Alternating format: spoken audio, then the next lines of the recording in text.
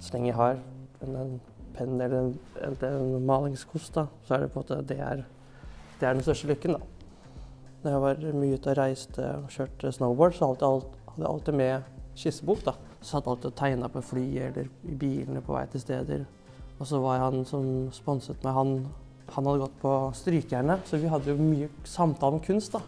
Gøy å ha en sånn mentor også som jeg kunne reise med, som var opptatt av kunst, og var opptatt av min kunst, da.